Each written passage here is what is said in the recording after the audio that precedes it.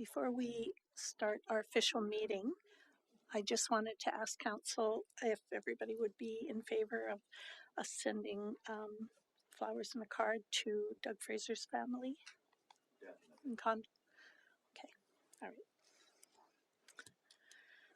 right. Okay, I'm going to call to order the regular meeting of the town of Ladysmith for Tuesday, November 25th, 2025.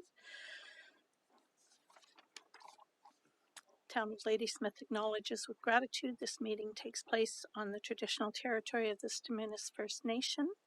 Members of the public may attend meetings in person at the Ladysmith Senior Center or view the live stream on YouTube. Go to agenda approval. Are there any errors or omissions for the agenda? No, or additions? Okay, so council, can I get an approval for the agenda for the regular meeting for November 25th? Councillor Stevens, and seconded by Councillor Patterson. All those in favor? Motion carries. And Ms. Boma, rise and report items from closed session. Sure. There was nothing to rise and report on from tonight, but as published in the agenda for tonight, we are reporting on a resolution from the November 4th closed council meeting. It's resolution CE 2025-071, and it states that council appoint the following 6 citizen representatives to the Accessibility Advisory Committee for a 2-year term ending November 30th, 2027. And they are Jordan Herbison, Sean McKenzie, Diane Hobelade, Christina Stephen, Diane Morden, and Sandra Marquis. And also to rise and report on this once applicants have been notified, which they have. Thank you. Minutes, 6.1 minutes of the regular meeting of council held November 4th, 2025. If there are no errors and omissions, we will recommendation that council approve the minutes of the regular meeting of council held November 4th, 2025. Councillor Mackay, motion, and seconded by Councillor Gourlay. All those in favor? And motion carries. We have development applications, zoning bylaw amendment, Lot A, DL 126 Malone Road. Recommendation that council give first, second, and third readings to Town of Ladysmith zoning bylaw 2014, number 1860, amendment bylaw 2025, number 2197. 2, require that the applicant at their cost register on the title of the subject property Lot A, District Lot 126, Oyster District Plan VIP 73132, except part in plan EPP 23747, PID 025218280, a covenant or covenants following the third reading and prior to adoption of bylaw number 2197, subject to the conditions set by Council Resolution number CS 2025-262 on October 21st, 2025, and as outlined in the staff report to Council dated November 25th, 2025. 3, to direct staff to draft a bylaw to authorize a housing agreement after third reading and prior to adoption of bylaw number 2197, subject to the conditions in 3A of Council Resolution number CS 2025-262 on October 21st, 2025. And 4, direct staff to draft an amendment to the official community plan to add small-scale commercial development permit guidelines to development permit area 4-multi-unit residential. I get a motion. Councillor Stevens, seconded Councillor Bertanen. Any discussion? Councillor Stevens? Thinking there would be none, probably. I just wanted to say it's kind of almost anticlimactic. You get to this stage, you put it through the mill and everything, but I think tonight's package is really emblematic of the time and the care and the work that goes into, particularly on the staff side of things, to bring something like this together. This is 20 or 30% of the housing units that our OCP envisions coming online. The fact that there was so much back and forth, that we've arrived at a place where, as I've said before, perfection is God's business, but I can live with everything in here and feel good about it. And I think that's a real testament to our OCP, the way we do business. I'd also say that the proponents planner, no slouch in the producing words department for sure, but a good relationship there, I think, too, in terms of went back, looked at past council direction and cited it in solutions that we might work out a problem. They didn't get everything they wanted, but I think it was a good process. So I just wanted to say that not just have it pass by and go, oh yeah, you passed 600 units. It's a big deal. So thank you. No further discussion. I'll call the question. All those in favor? And motion carries. Committee minutes. I'll pass this over to Councillor Jacobson. Thank you, Madam Chair. Item 8.1, Committee of the Whole, meeting on November 18th, 2025. We're going to be voting on these recommendations separately. First recommendation is that Council directs staff to initiate a public engagement process to explore A, building a new City Hall on the Buller Street properties, either as a standalone facility or as part of a mixed-use development, and B, purchasing or leasing new or existing office space in the downtown for a City Hall. Motion. Moved by Mayor Beeston. Seconded by Councillor Mackay. Any discussion? Councillor. Through the chair. I can't vote for this because I don't feel that leasing is the best benefit for the community. In the long run, we have no asset whatsoever at the end of the day.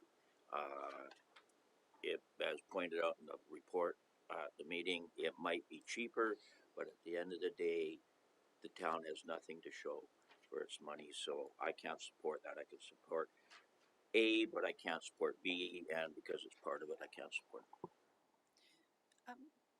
Sorry, I think, am I, okay. Through to Mayor Beeston, perhaps to the corporate officer, are you wanting to separate them out, or? I would like to separate them because that's what we did at Committee of the Whole, but it came through this way, so. That's fine. Can I just add a discussion point before we go ahead and do that? This is just asking staff to explore opportunities. They may in fact not come back with an option to do that. So it's just not tying their hands to something. It's not actually just directing them to do this. It's just giving them the opportunity. So I would rather see them spend that time in looking at ways that an appropriate building, City Hall building with other uses can be built on Buller Street, and instead of looking at ways to lease or purchase. So thank you. Thanks, Councillor Patterson. Is there anything new to add? If we're not serving them, I should add that I'm voting, but for the opposite reason against this. I do see the advantage of leasing in terms of price. I don't see any advantage in owning an asset. The asset we currently own is City Hall. We're sitting here because of it. So I would go into more detail, but at this point, I will just simply say I'll be voting for it. And as the discussions go on as they will over the next couple of months, I'll add more detail. Thank you. Okay, can I call the question on whether or not we're going to vote on these separately? Or It's council's decision. Anytime they request, we can. So we can just call. You can just use the same mover and seconder for each, and just go over 1A, call the question, and 1B. Okay, let's do that then. Okay, so we'll vote on A first. That council directs staff to initiate a public engagement process to explore A, building a new City Hall on the Buller Street properties, either as a standalone facility or part of a mixed-use development. All in favor? Any opposed? Motion carries. Now, B, that council directs staff to initiate a public engagement process to explore B, purchasing, releasing new or existing office space in the downtown for a City Hall. All in favor? Any opposed? Noted. Okay, second recommendation from Committee of the Whole, that council authorize staff to explore opportunities for leasing or purchasing office space in the downtown with landowners and developers. Motion? Moved by Councillor Mackay, seconded by Mayor Beeston. Discussion? Councillor Stevens? Oh, okay. Okay, call the question. All in favor? Any opposed? Councillor Patterson opposed. Third recommendation, that council adopt the 2025 traffic request policy 11-5460-A as presented in the report by the Infrastructure Services Department dated November 18th, 2025. Moved by Councillor Stevens, seconded by Councillor Mackay. Call the question. All in favor? Any opposed? Councillor Patterson opposed. Final recommendation, might as well split this out just to do that. Recommendation that Council A approve the proposed revisions to the intercommunity business license bylaw, attachment A, and direct staff to prepare an amendment bylaw. And we don't need to separate those. Okay.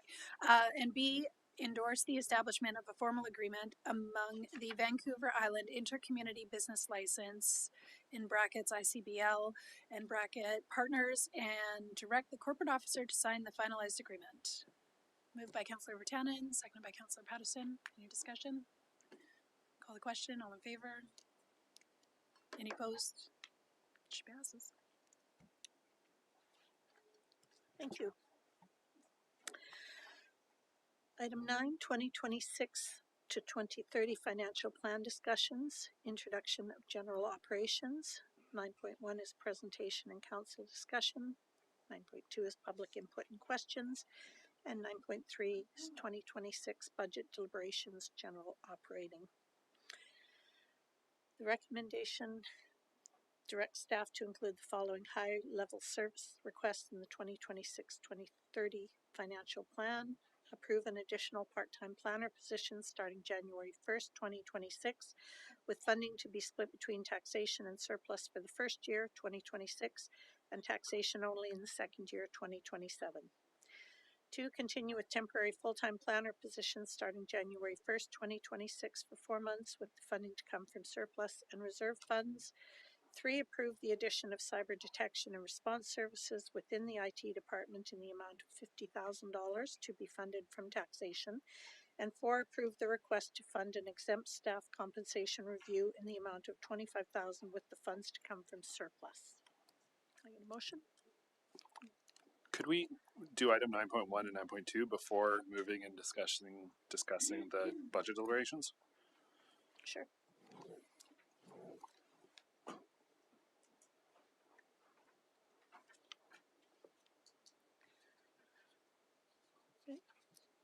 Is that through your staff? Okay. Thank you.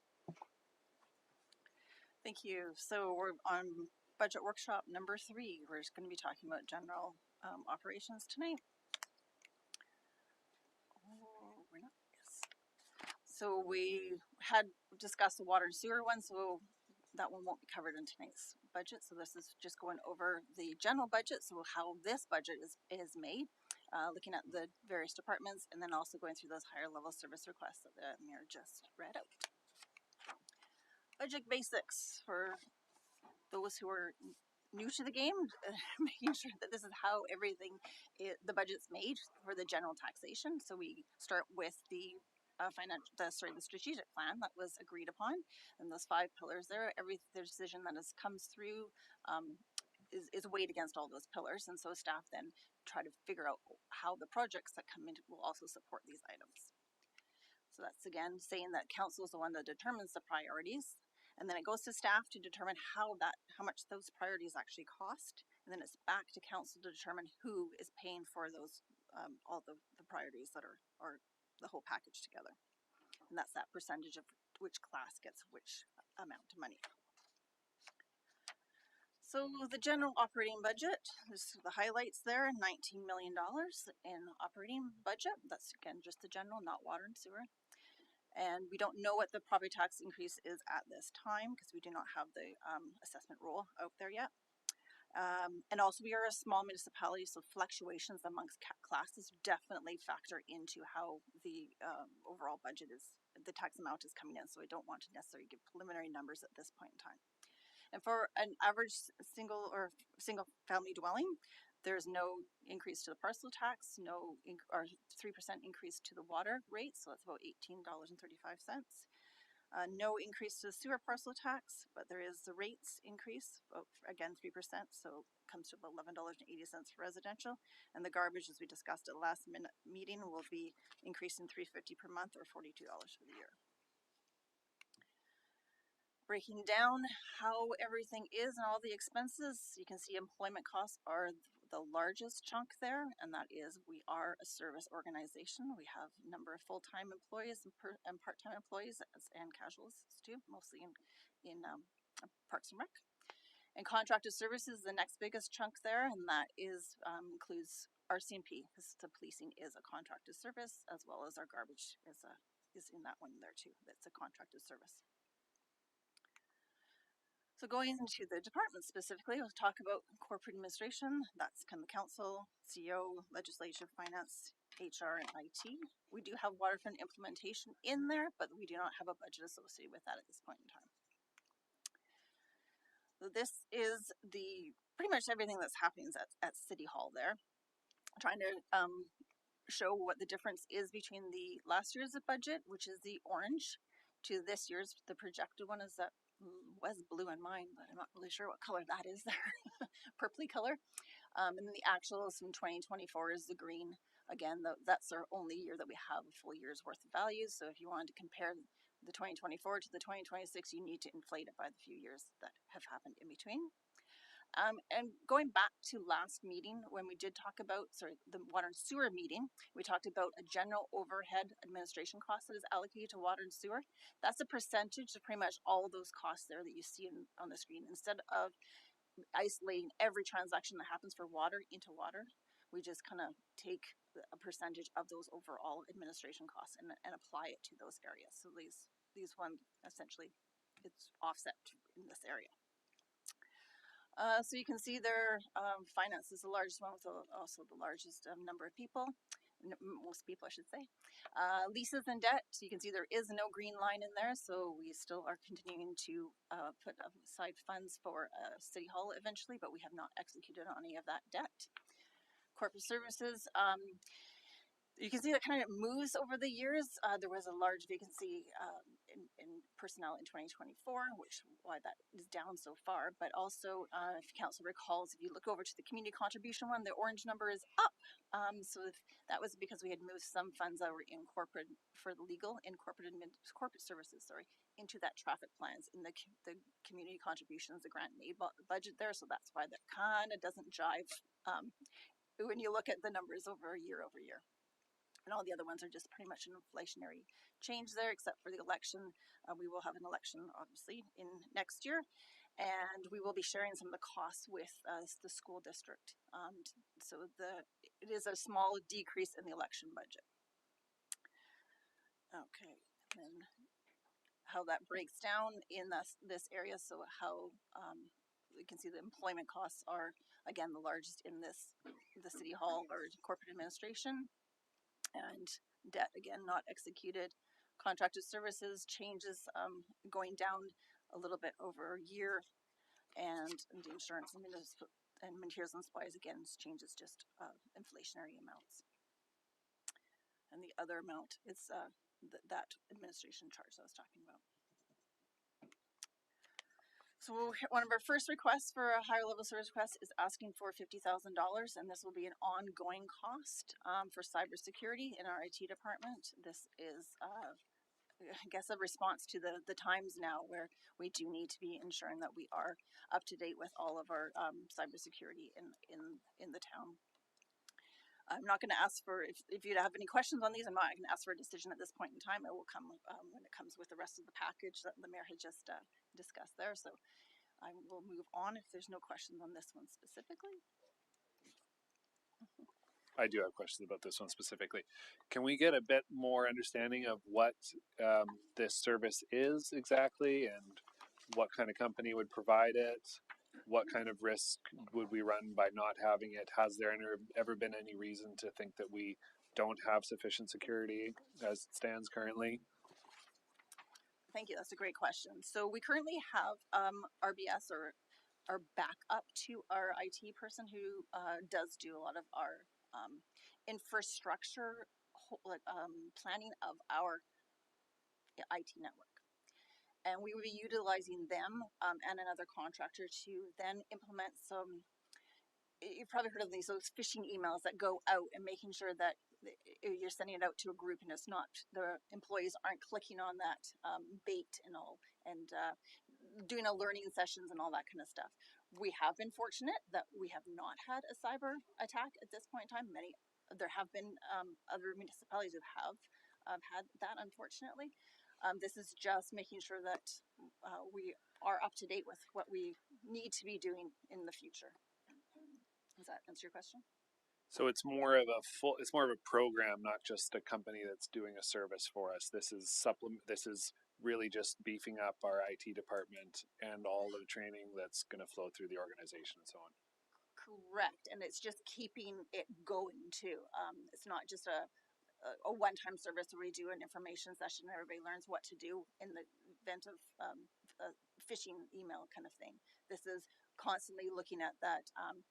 It's a demilitarized zone, a DMT zone, that they're saying that we can contain an item in that area so it doesn't flow out to the rest of the organization if somebody did click on a risky email. So it's a continuation of our IT services that we would be providing. This is pretty much a standard thing in most IT organizations nowadays. Okay, thanks. Councillor Jacobson. Thank you. Through to staff. Is there any opportunity for cost sharing with one of the other municipalities in this sort of programming? Because North Cowichan or CBRD or anything like that? That is a great question. We can look at that. Usually IT strategies are municipal, like the governance is entity specific. So we can look at that and see if that is an option with, say, North Cowichan. Thank you. Councillor Patterson. I was just wondering if our IT department could not take some training and be able to do this. Our one person IT department would be very difficult to add this onto his plate. It would essentially take over all the other stuff that he would be doing, because this is a continuous monitoring program that we would be doing. I would not recommend that, but we can see what type of workload he would have to give up in order to take this on. It was our IT person who has brought this request forward after attending a conference, going, whoa, we need to beef up our security. Councillor Mackay. Thank you. And I'm looking at this through the lens of a councillor or mayor in the town, in a small town that we don't have a city hall where we have an office to go and work in. All of the work we do is remote in our own homes or workplaces or whatever. And security is sometimes crippling for us off site. And so my question is, will this enhancement enable the likes of council to work more efficiently because there's security running in the background, as opposed to just not being allowed to print at home, or you know what I mean? Is there going to be any actual impact on the ground for security for us in terms of the impact it has on our work? Unfortunately, probably not. This will just make it safer to be doing your work, not something that you're going to see a benefit every day. Many times IT policies are put in place to protect the organization, and you do bump up against them. They aren't easy, and that is by design, to make sure that things are going through the proper processes all the time. I'm desperate to ask, will it make it worse? But I'm not going to ask that. I'm going to let it be. I'm just curious with this. There wasn't a huge amount of information in our package about the procedure of getting to this. It's it's over $4,000 a month for something that, up until now, maybe we've been very lucky that we haven't experienced a problem with this, but it seems to be a 0 to 60 jump. And I'm just wondering, you know, did we, like, were there requests for proposals put out there, and how did we come to this amount? Like, I didn't see any of that kind of information in the package. So until council tells us we can go forward with this, Okay. we have not put out an RFP or anything like that. Okay, so this This is isn't, just going out and getting what our other neighbors, municipalities have put in, like how much it costs for them to put in cybersecurity, Okay. and the detection and response okay, aspect of it, and that's how we came up with the $50,000. It Okay. could be less, could be more. okay. I was just wondering if that, 'cause it seemed like, holy cow, that was a big jump from 0 to that in 1 year. Okay, thank you. Any further questions? Okay, I will call the question. Oh no, Sorry, I'm sorry. I'll wake up here soon. Yeah, okay, carry on. Okay, so then moving on, the second request is continuing on with our exempt staff policy, where we go out to comparable municipalities and get how ensure that we're paying a fair amount of money to the exempt staff, and making sure that we are comparable to our specific neighbors as well as the municipalities that the council has determined that we are wanting to be evaluated against. So this is a $25,000 request for a contractor to do that work, and we're saying since this is a one-time shot that we fund this through surplus fund, so there would be no tax implication. Is there any questions on this one? Councillor Patterson. Okay, I realize that there's no impact this year, but you mentioned that we go out to other municipalities and check on them. Could we not do that in-house, our own staff, and then we could use that 25,000 elsewhere? Through the chair, we did look at staff capacity and impact, and we do not have the capacity to do this. It is a council policy, but it can be deferred. It doesn't have to be done. It's just that it was flagged in 2007 to be done every 4 years by council, and it has not been done yet. So that's why we're bringing it forward. But if council would rather not do it, they can. They sure they can defer this one, absolutely. Okay, I'll keep moving on then if there's no other questions on these specific items.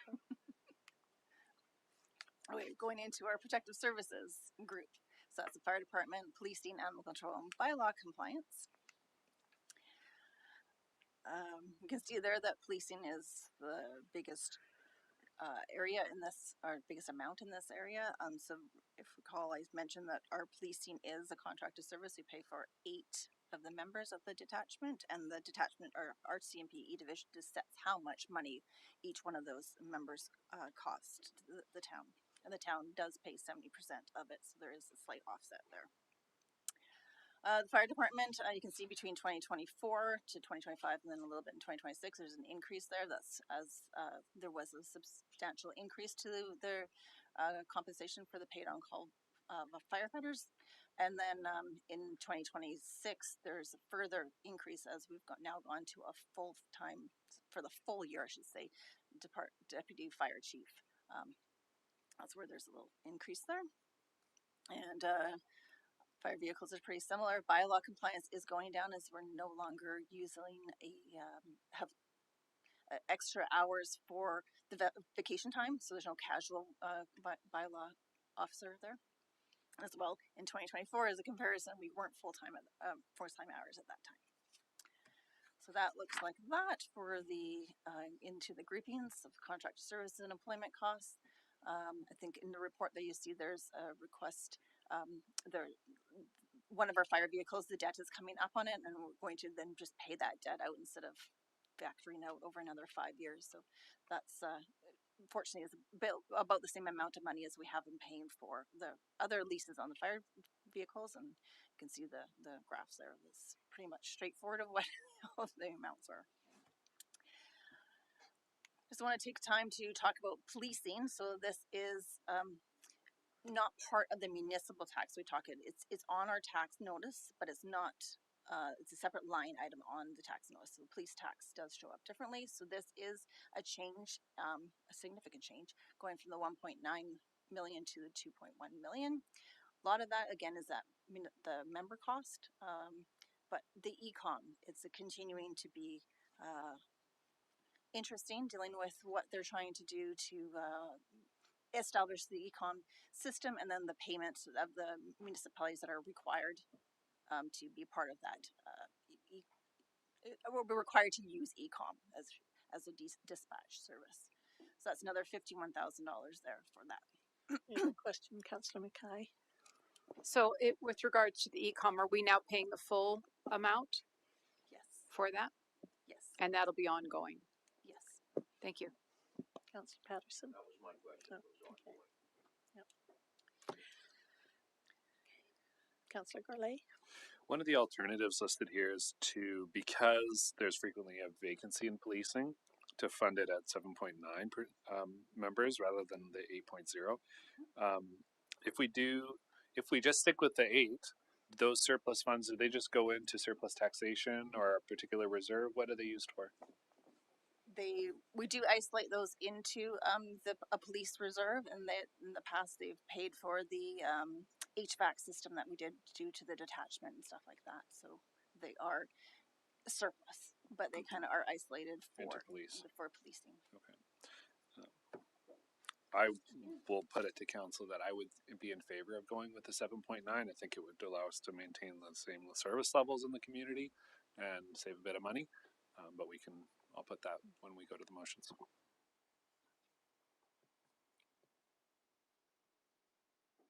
Councillor Patterson? As far as this budget, has the town or staff talked to the detachment commander, and are 8 or 7.9 sufficient to cover the needs of the community? Through the chair, I'll take that question. Staff Sergeant Bush will be attending council at a future meeting to discuss ongoing requirements for the town. That'll be an in-camera meeting, as it is a municipal service.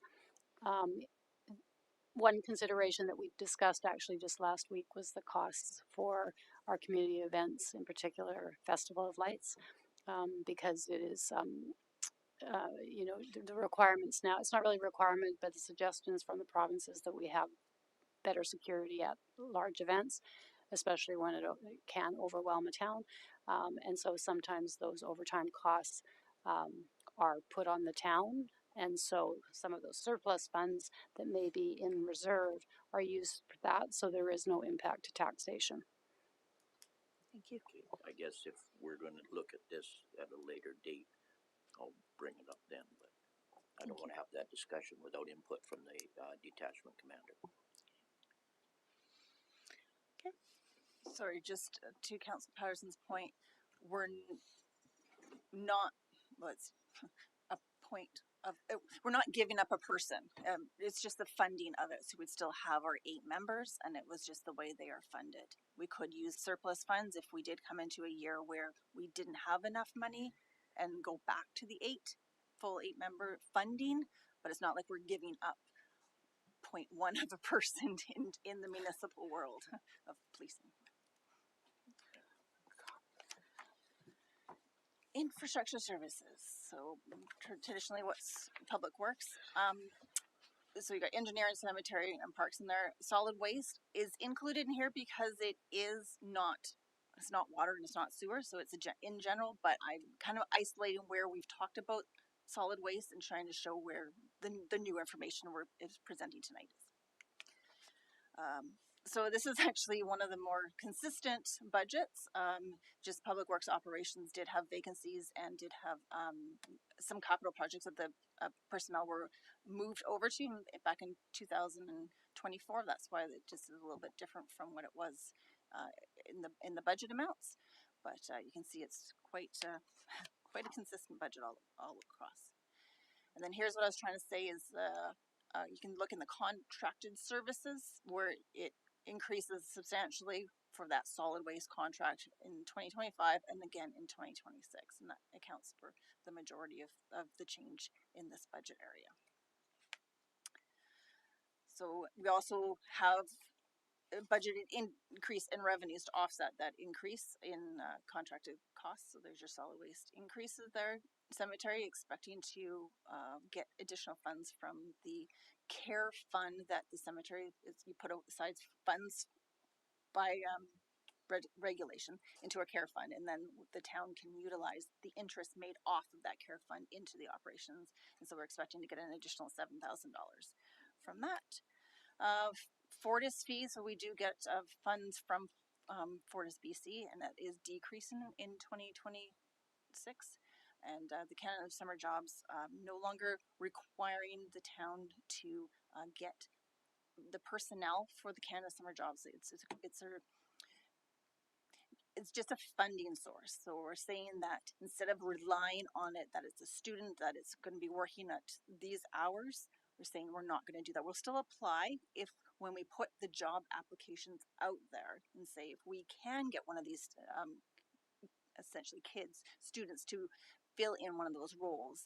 But if we can't, then we're not going to be relying on the Canada Summer Jobs funds to fund those positions. Councillor Jacobson had a question. Through to staff. On the cemetery costs, there was I can't remember which exact meeting there was committee of the whole where Councillor Gourlay put forward a motion about Increasing rates, putting a columbarium. columbarium. That's the word I was looking for. And I'm just curious if can we use any of the funds that you earmarked in that you said the care fund? Are we allowed to use that to explore that option, or? That is a great question. I believe there is some requirements, or there is the legislation that does allow you to do it for a capital project, but this care fund is not very big at all. It's 25% of what the cost for a plot is. So I don't even want to guess, but it's definitely well under $500,000, and I'm imagining the columbarium will be a little bit more than that. Okay, thank you.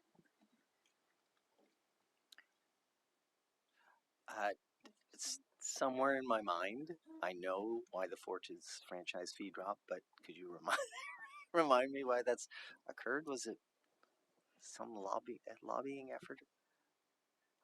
Oh, that I'd have to get back to you on that. There was a lobby group that got this established, and it's within the last probably 15 years that the town of Ladysmith has been receiving funds from Fortis BC. But all of our revenues that we get, and 1% of revenues from say Rogers and Hydro and Telus and all those are all going down as well. There's just this is percentage of the gross revenues that they pay over to the town.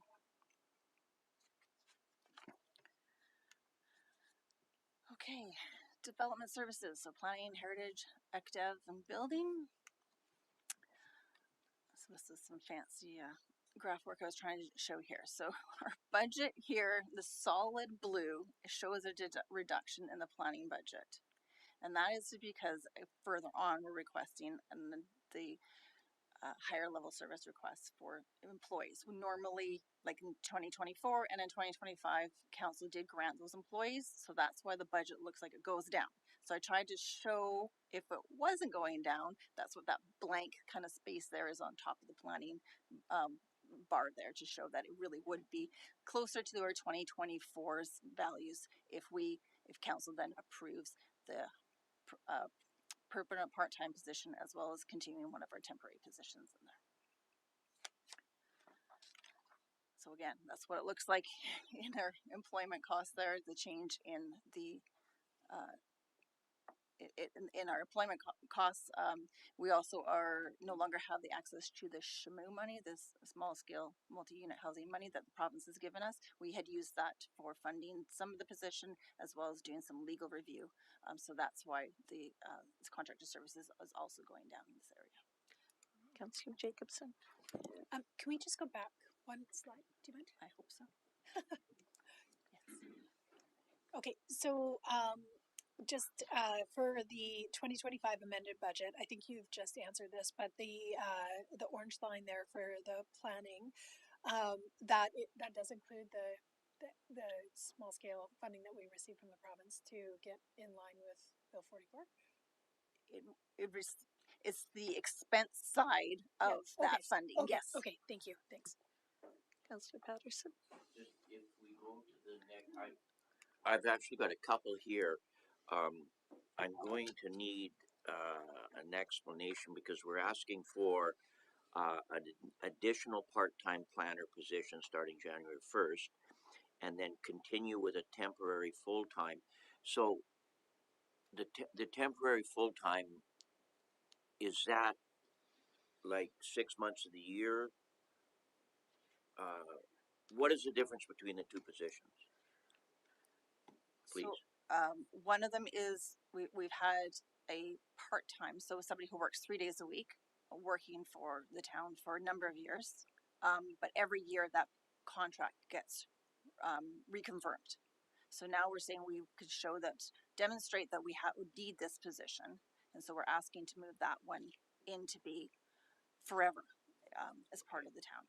The other one is a similar position. It's a planner, just to get us over this bubble of the requirements in the next few months, and the position was only going to be for 4 months. Okay, so is that why contract services is going down on the graph there, and it's going up on employment costs? It's not quite. We consider those still being employees, so we would be moving those into the employment costs. The contract services is the reducing of the legal bills that we had for implementing the SHMU funding in there. Okay, thank you.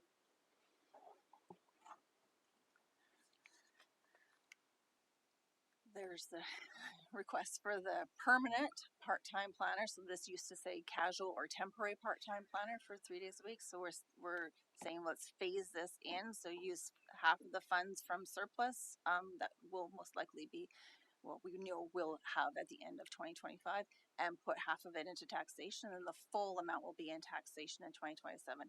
These will be plus any of the QP negotiated wage increases. And so that's a 0.37% increase to the budget. And then this is the temporary planner, so that's working 5 days a week, but only until the end of April. So we expect just 4 months worth of the time. And again, this would just be, because it's not a continuing service, we can fund it from surplus and not really affect the future. If we took too much money from surplus to fund our day-to-day operations, at some point in time that money is going to run out and you'd have a huge increase to your day-to-day operations. Councillor Mackay. Does this mean that we're expecting to be sort of finished with the implementation of the new OCP by April? Or is that just something that's continuous?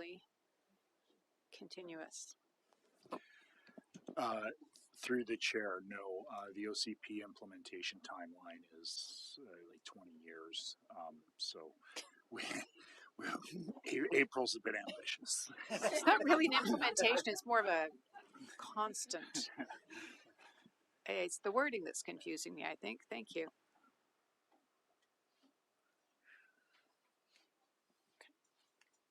Okay, moving on. So this area also gets the business license revenue, so we are expecting to have more business licenses in 2026 based on our actuals. And I just want to show there that the internal funding is also going down. That's $139,000. So you add those two positions together for what we'd be doing, it would be a $92,000 sorry, we expect the 2026 cost to be $92,000. So that's where the 134 down to 92 because it's full year funding. Yeah. Okay, last department, Parks and Rec. Most of this has already been seen, so I'm just going to zip through it because this was done at the September meeting when we had to get most of the information to the CVRD for regional rec. The increase there in the facility maintenance is because in 2025 council approved an increase to hours for the maintenance people for the fire department and police. That's why there's a change there. Zipping through. Again, mostly it's employment costs is the biggest part of the budgets here. And yeah, the revenues here. So just we are expecting to get more revenues, but of course more revenues also mean more costs. Example is our pool is more popular now, so more people coming to it during the a regular scheduled session, which means we actually need now another lifeguard. So there's an additional cost, but there is offset by additional revenue. So they don't quite zero themselves out, but it does go towards the bottom line. And other items, just keeping with the policy of putting 10% of the prior year's municipal tax to the capital project. So we'll be talking about that at the December 2nd meeting, what all those amounts are, and then also reserving 5% of it. And still keeping aside the funds for asset renewal, which is where that the city hall funds are going at this point in time. We are doing a good job with asset renewal, but I just want to illustrate there that what we are putting aside for the budget based on, and then versus what we are expecting to expense just for amortization, we're still off. I don't know any municipality that would have those at the same level there, but it's still a long ways to get up to funding the replacement of all of our assets. So in terms of the changes in the budget, it's a 4.82% budget increase, or essentially $420,000, which doesn't include those higher service level requests. That's just a breakdown again, and just showing it a different way of how that looks on the graph. And then if you wanted to include the higher level service requests, it would be about a 5.77% increase to the municipal taxation budget. Next meeting, we'll talk about that capital, do a whole bunch of bylaw introductions, and then the meeting after that will go into more of the details just approval of the early budget things and any of the items that we're wanting to get more information from staff on. Well, we'll come back on the December 16th meeting because I will not make next week's meeting with the information. Councillor Patterson. Thank you. Two things. First one is for those of us that have trouble keep writing notes on our computer screen. Could I get a hard copy? Thank you. Under transfers to and from reserves, keeping with the current financial plan, blah, blah, blah. Set aside by policy for infrastructure replacement, though the additional $113,424 asset renewal funds in 2025 have been removed. Good. What's that mean?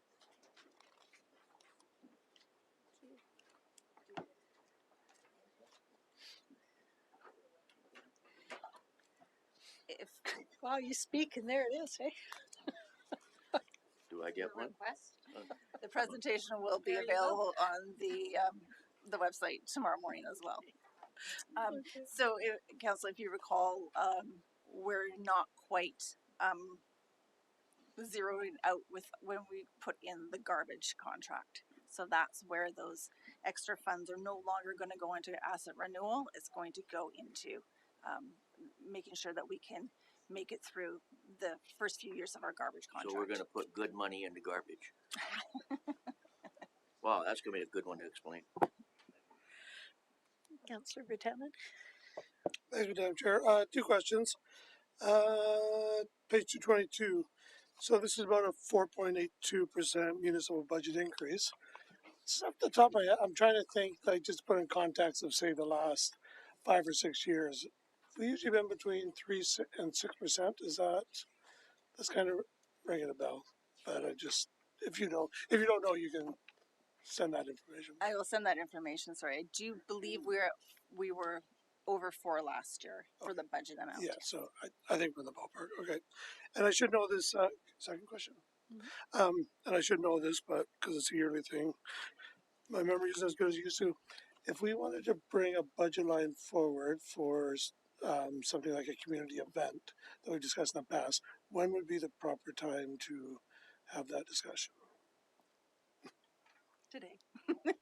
Yeah, if it wants to get included into the budget for next year, yes, any of the information that would be requested to be a line item in the budget, like to augment the budget, then yes, it would be requested that it comes in like today, tomorrow for the next meeting. So before we get the dollar figure for going forward with the financial plan.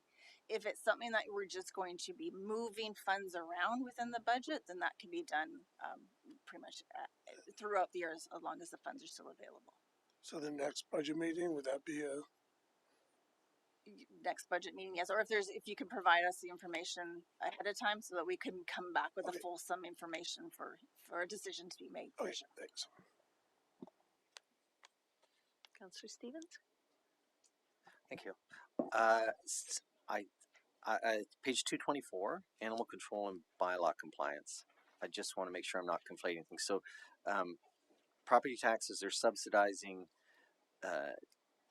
animal control and bylaw, or animal control, I guess would be my first question. Through the chair, just animal control. Animal Well, it does, yes, it would be bylaw as well, but in this case, the $31,000 is just to show that the funds that come in for the dog licenses and the contract that we pay for dog or animal control is still shy of $31,000, which taxation picks up. From taxation. Okay, and so I guess with that clear in my mind, my question would be, any room for more user pay in that? I think if there's a straight line user pay line in this budget, that would be it. That people without dogs are, I mean, it's not, in our world, it's not huge money, but it still is approaching 0.5% of taxation to subsidize owners of dogs. So is there any room there, or would that just be astronomical, like $400 dog licenses or something like that? Through the chair, it would be a large increase if we wanted to have it as a zero. That's something that council would like to direct staff to look at. Probably not going to implement that for 2026. So in the future, we could tie the contract, the animal control contract, to the dog license amount. But we also have to look at what it is that our neighboring municipalities are doing as well. It's animal control is, there's not many contractors out there that would provide the services as well. So I can pass it to our CEO for more information. I was just going to make a comment on sometimes if user fees are out of reach, you have more non-compliance. Councillor Jacobson? Through to staff, and unfortunately, the Director of Infrastructure is not here tonight, but on page 225, the first point on there is increasing the paving budget by an additional $20,000 for a total of $203,526, and 170 of that is for a contractor to complete the paving work. I am curious which particular project this is, and if it is assigned to a contractor because it's some sort of specialized paving, or is there any way we could bring some of this in-house? Through the chair. So this is similar to the work that has been done currently, where there's, say, it's an alleyway or it's just small section. And no, we don't really do that kind of work in-house usually. If it's a large project too, we will be coming back for some other road improvements in our capital plan. That kind of, we would have a specific area that we're looking at for that project, but this is just kind of saying, okay, this, our staff have assessed the areas, here's some where they have the complaints, and it's up to council to determine if they would wish to do, say, this alleyway or this road network intersection over here. Like Stevenson Road was an example of that. The area on Simons was an example of that. Sorry, just to clarify, so is adding this to the budget, that I'm not worried about the budget overall. I'm worried, not worried, but just a little bit more confused of the 170,000 to the contractor, and so is it just work that we don't have capacity to do on our own, or is it a specific project that's past staff's ability to complete, like it requires geotech or Through the chair, it's small paving projects, so staff don't take that on. We have a paving contract, and they come about all different areas of town and complete those small projects for I us. see. Okay. And that so it's not one project for 170,000. It's Gotcha. the different identified Oh, awesome. small Okay. areas. Thank you for clarifying. You're welcome. Thanks. Councillor Gurley. I would call them big projects because they have been big for Ladysmith lately. We've done a lot of paving. And I was just going to respond to the dog comment. Of course, it would be great if it was a user pay system, but so would bylaw. Only people who break bylaws pay for bylaw enforcement. Only people who break the law pay for policing. It's just not the reality we live in. Any further comments? Councillor Stevens. Yes, Councillor Goulet, and I thought of too lots of times it's premium, like double time, triple time that animal control's here for events and things. So I get the skewing. I had to ask though. Just in the paving world, I did take note of that we're I think spending. I think it's more than ever if given the increase. But I also note that we're almost 10 years ago we got a report saying we should be spending 800,000 a year times 10 years. So we're still behind. That said, I did speak 2 directors ago, excitedly went in and said, so we got this report, we're going to do the paving. And his response was, if we only knew we knew about the pipes. I feel now that given stormwater management studies, all we've learned with the breaks, Councillor Jacobson's pet project GIS has added a layer of inquiry that not only will we hopefully be able to continue to spend more, but be far more strategic than if we had started. I'm trying to put some icing on this poop cake here a bit. That we might be in fact well behind in terms of worship cattle, but the work, if we'd started the work preemptively, we wouldn't have information that would have made it the best work. We might have been paving good roads with bad pipes and bad pipes with good roads, kind of thing. So I'm encouraged to see where we're going, but I'd always like us to go as much higher as we can. Thank you.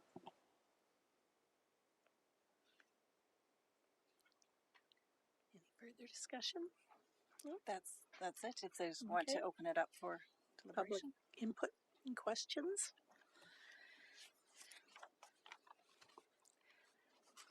Would anybody like to provide any input from the audience? No?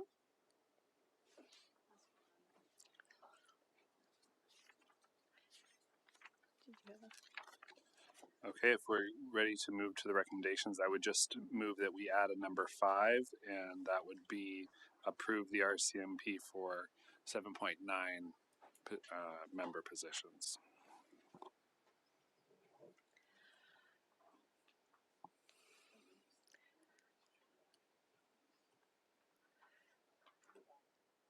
So I just have a question to staff, because my understanding of that was that even though we would maybe only be funding the 7.9, we tend to always spend the 8.0. So would that just require us to then just be moving money from someplace else to cover those items, like overtime and special events, policing, that we seem to take out of that 0.1 part of the budget? Like, would we really be realizing any savings, I think is the question.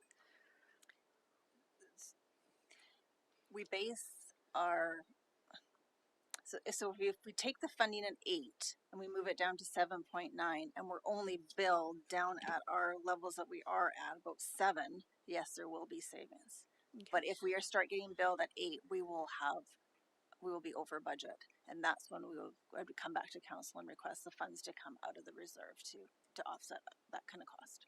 Okay, and that wouldn't have any relation at all to funding we receive in support of the RCMP? Like, we don't get funding based on our budgetary amount? No, okay. The only funds that the town does receive would be traffic fine revenue, and I don't think wouldn't that be would reduced because we'd be reducing our. Okay. Yeah. All right, Councillor Patterson. Thank you. Like I said earlier, I would not want to touch anything on that budget or that portion of the budget until we hear from the detachment commander, which I understand is going to be here at a future meeting, and because it could affect his what his people will able to do in the community. And in talking to him, I know they're having 23 police people here for light up night. So that those kind of things are going to be a cost. So I would not be in favor of doing anything on that until we hear from the person in charge. And just question, if we did defer it until we speak to the staff sergeant, would we still have time to implement it at that point in time if we choose to? Yes, sure. So we could delay that without it having any repercussion. Okay. Councillor Jacobson. Thank you. When was the last time we funded our whole police budget? Like we budget for 8. When was the last time we actually had 8?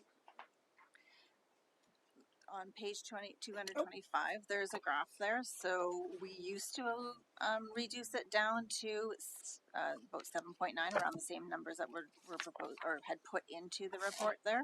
That's when we were well under the 7 line there.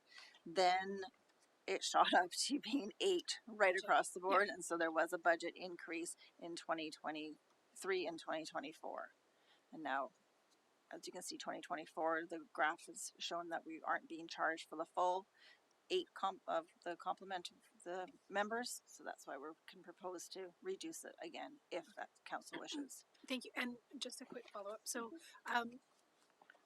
as Councillor Patterson said, to defer this to a meeting, if we decided to reverse, is it easier for you if we put forward today the 7.9 versus and bump it up to 8 if we need to, or is it easier to have it at 8 and reduce it to 7.9 if we choose to? This is through the chair. This is police taxation, so it's not as complicated as the rest of the items, so we can defer this until after Staff Sergeant Bush presents. Okay, thanks for clarifying. Okay. That said, did you want to continue with your amendment? I would like to continue with my amendment. The police department will spend all the money that they receive, so there's no question about whether they will use it or not. They will use it, but they're asking for an increase of 7.89, which could be a lot higher. It is in other municipalities for sure, but it's also well above all of the other departments that we've examined so far in budget deliberations. So I don't think it's unreasonable. It's like that money's not being used. It's just, you can look at the chart. It hasn't been used for the last year. So I don't think it's unreasonable to tear it down closer to the actual service levels that they're actually providing and save $18,200 in the process. Any further discussion? Did you want to go ahead and add that amendment? Yeah, I'm moving to add it to this motion. Through the chair. So yes, we haven't moved and seconded it. So if we just want to move it from 1 to 5, get a second, and then if anybody chooses to parse each recommendation out separately, again, we can do it that way. Yeah, I'll move the whole motion as amended. Okay. And it's seconded.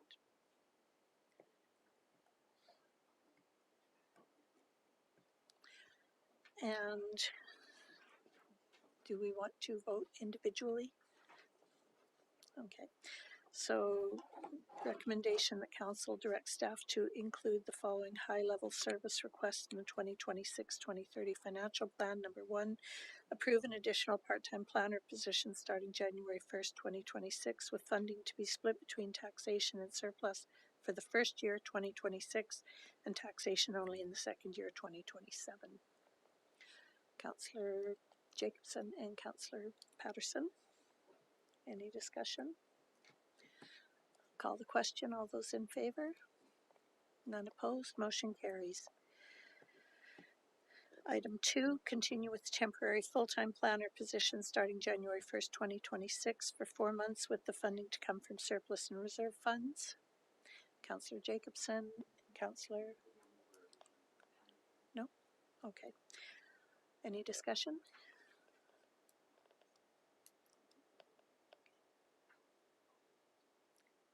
Call the question. All those in favor? None opposed. Motion carries. Approve the addition of cyber detection and response services with the IT department in the amount of $50,000 to be funded from taxation.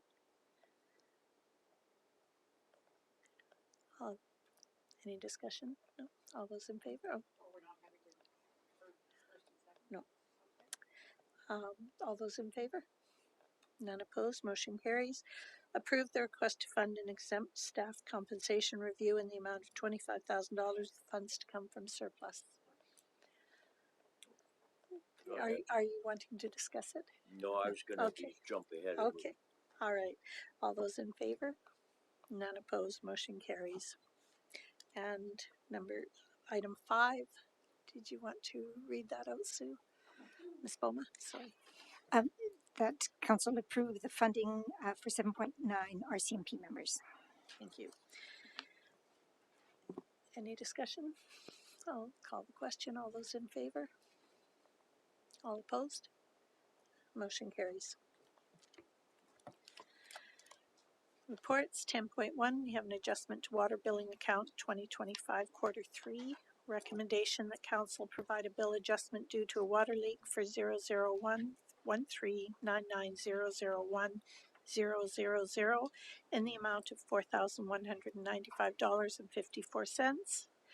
And to determine if it wishes to provide a second water leak adjustment for account 0000988-028-000 in the amount of $419.10.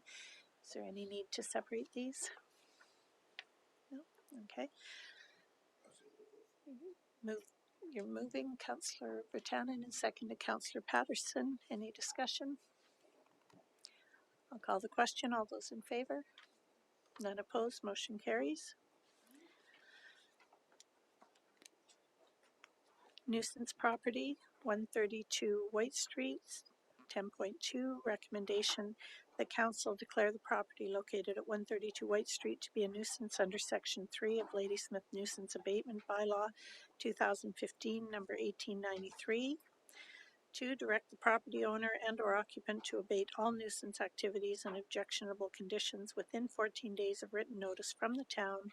And 3, authorize staff to undertake abatement measures and recover associated costs in accordance with bylaw number 1893, sections 17 and 258 of the community charter if compliance is not achieved. I get a motion? Councillor Stevens, seconded Councillor Bertanen. Any discussion? Councillor Patterson? Thank you. I just wondering, I don't know about the noise and that, but I've seen the property. How do we determine the value or the amount of noise and intensity of it? Is there an official way, like a meter reading or something, or is it just based on complaints? You got anybody on staff? Yeah, thank you. Great question. Thank you, Chris. Through the chair, the noise noise is based on complaints. So it's Mr. Sherman could help me with the terminology, but it's loss of quiet enjoyment, or in such a manner that affects peace and quiet of your enjoying the use of your property. But you know, some noise is at this level and some noise is at that level. So if this is acceptable and that isn't, how are we determining that? And I totally agree that if the neighbors are upset and stuff, then it's got to be too loud, unless of course they're listening to Jimi Hendrix, but that's a whole different story. Yeah, again, through the chair. So we do have a noise bylaw that that dictates what's acceptable, what's not acceptable. These complaints have alleged that the noise levels are excessive, are disruptive, and objectionable is another term that's used. So they have been confirmed through bylaw investigation and through our CMP investigation to meet that standard. Thank you. Councillor Stevens? Thank you. To add some levity, thank you for such a comprehensive report. I will note as a neighbor, or living in the neighborhood, you miss the vicious lunging dog, but that's would just be a pile on. I walk by this property a lot. I'm not surprised at the content of the violations, but the sheer volume. 60 RCMP calls, 6 bylaw. I'm not, I'm in fact hugely sympathetic to what might be driving what's going on at this property, but this is just simply unacceptable. And it seems in the report that some of the noise violations, whether they were measured with a decibel meter, which I think our old bylaw had something about a decibel meter at so many feet, but if they're happening after 11, that's sort of loud is loud. So I'm not happy to support this, but definitely will support this based on what's presented here. And it's really unfortunate, and I hope it can be, and suspect it will be if the bills start to come, resolved very quickly. Thank you. Any further discussion? I'll call the question. All those in favor? None opposed, motion carries. 10.3, 2025 UBCM Community Emergency Preparedness Fund Grant Application. Recommendation. The Council support the town's application to the UBCM Community Emergency Preparedness Fund Volunteer and Composite Fire Department Equipment and Training Grant in the amount of $30,000 for wildland and interface flame-resistant clothing. 2, direct staff to include the above funding amount and source in the 2026-2030 financial plan. And 3, confirm its willingness to provide overall grant management subject to receipt of grant funding. Can I get a motion? Councillor Patterson, seconded Councillor Stevens. Any discussion? I'll call the question. All those in favor? None opposed, motion carries. Bylaws for adoption. 11.1, 11.11, Town of Ladysmith Zoning Bylaw 2014, number 1860, Amendment Bylaw 2025, number 2222.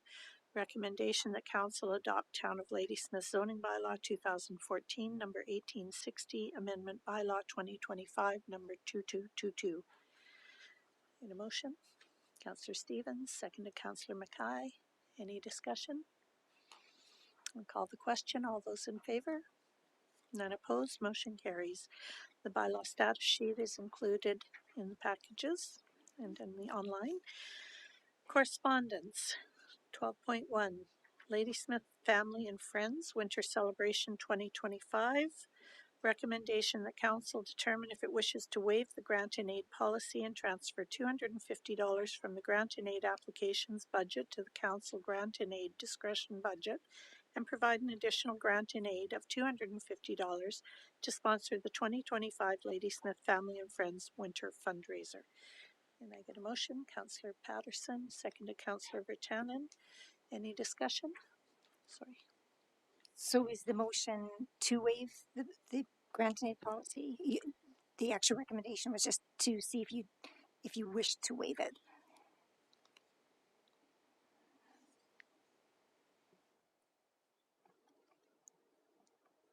Okay, sorry.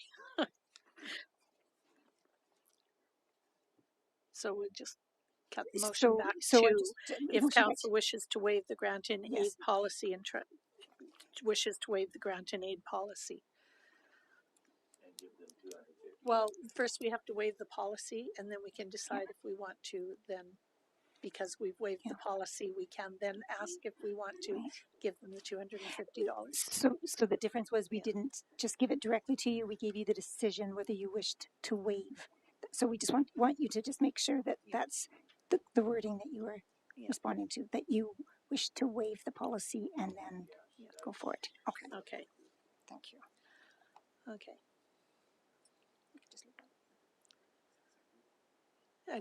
Yeah, you're still okay with seconding? Yes. Okay. Discussion, Councillor Stevens? Yeah, I just have, maybe it's an on the spot thing, but I'm wondering how much is left in the grant and aid, and am I right, the year end is December 31st for that?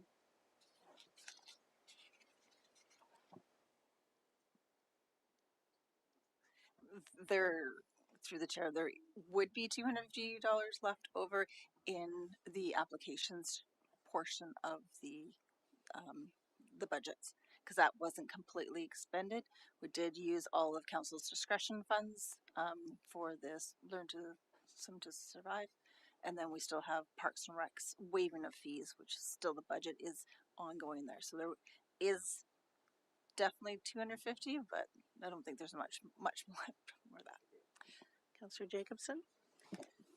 Through to staff, and I think I'm just kind of lost in the semantics here. So if we have the money left in the budget in grant aid in somewhere, which policy are we waiving? Just the one that the declining amount?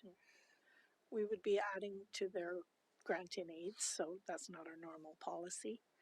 We've already given out our grants in aid. Yeah. Through the chair, the policy says that only one grant and aid is provided per organization in a year. So the LAF did already receive a grant and aid earlier in the year. So now this would be a second. So that's what is being requested that council is acknowledging that this goes against policy. So you're waiving that policy. Gotcha. Thank you for clarifying. Councillor Mackay? And this question has come to us now 3 years running. And I have zero problem with this organization. And I will, again, make my own personal donation to this cause, this specific cause, as I did with the Arts Council. By the way, the challenge is out there, $500, folks. I struggle with waiving our policy again. I don't want to beat on it. I will have my vote. It's not news that that's the position I take. Thank you. Any further discussion? Okay, I will call the question. All those in favor, and this is to waive the policy. All those opposed? Sorry, Councillor Stevens, what was your vote? So you were for or against? For. Okay. So it's tied? Is it? Okay. We've got the $250 in there. Okay, I will vote for.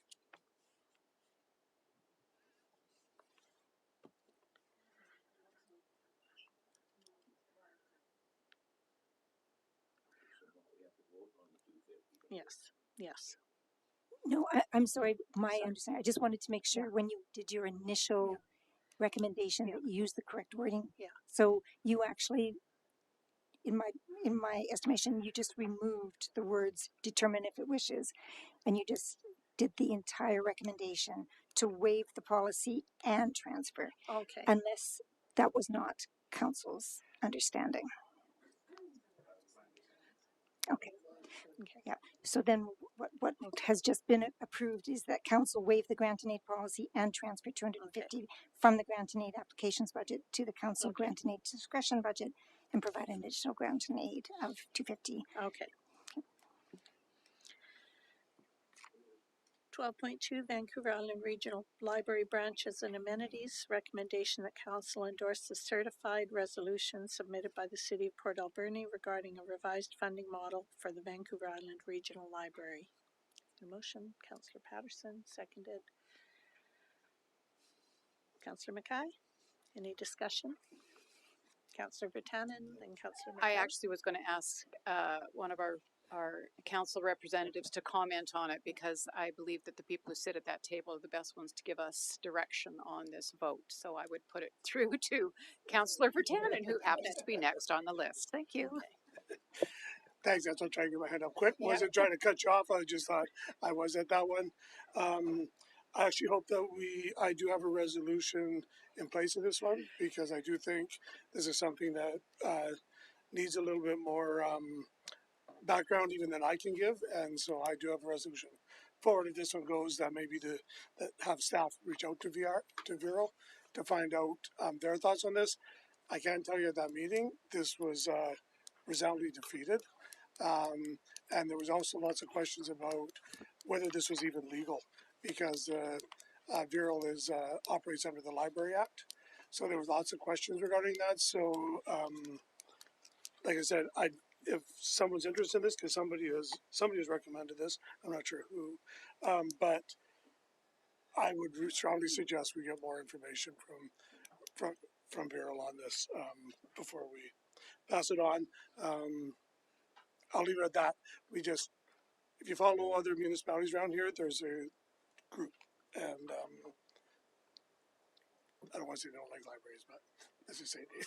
Through the chair, can I just clarify, this isn't a recommendation of staff, this has just come to the city of Port Alberni and placed on the agenda. Thank you. This isn't a recommendation from staff, it's just from the city of Port Alberni, and so we put it on the agenda, so it's just coming from the city of Port Alberni as asking our council to endorse it. So if you do want to defeat it, we can definitely go back to Viral and get more information. We don't have as staff a lot of information about this, so we can gather more.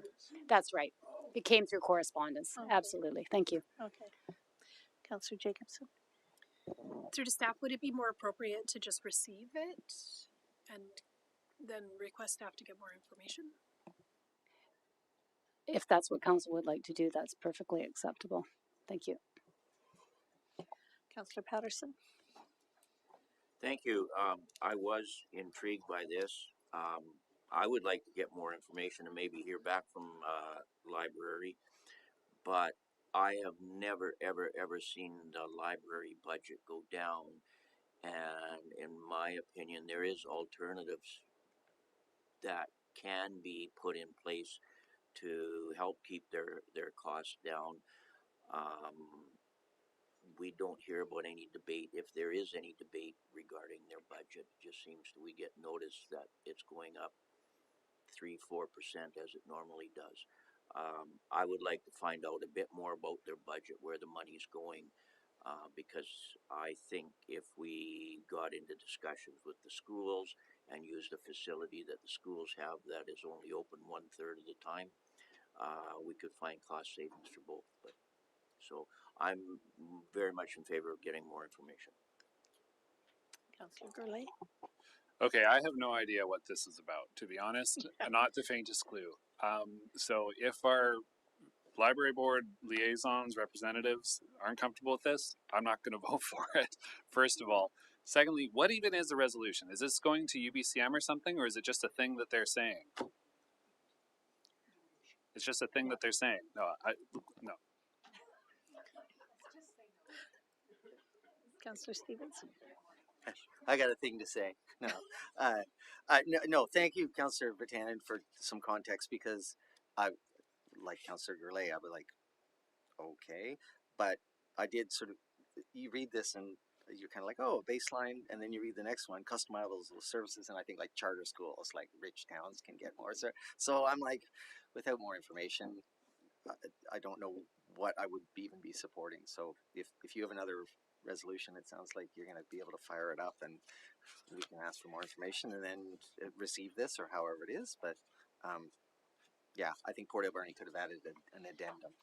Ms. Bowman, can we change this from a recommendation that we endorse the resolution to just receiving the documents and reaching out to VIRL for more?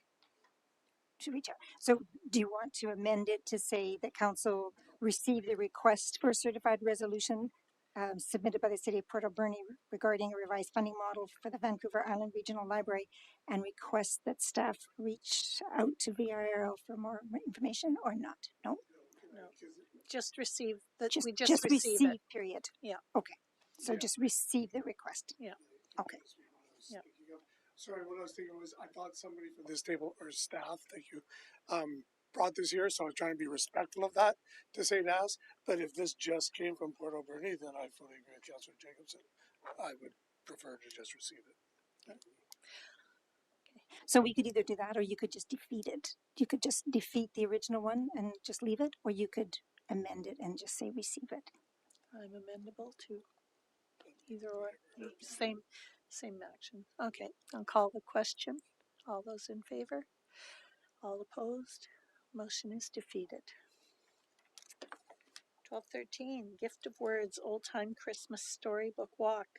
The Ladysmith Resource Center and Arts Council are requesting Council's participation in the 2025 Gift of Words Old Time Christmas Storybook Walk, a community event celebrating kindness and connection through shared words and art. The recommendation that Council receive the request to participate in the 2025 Gift of Words Old Time Christmas Storybook Walk. In a motion? Councillor Mackay, seconded by Councillor Stevens. Any discussion? Councillor Mackay. Delightful to be asked. Happy to participate, but just need to know the information about it. So we need the papers and we need to know the directions and through to staff maybe.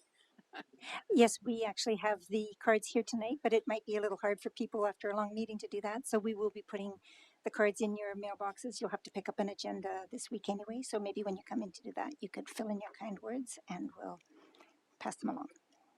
Thank you.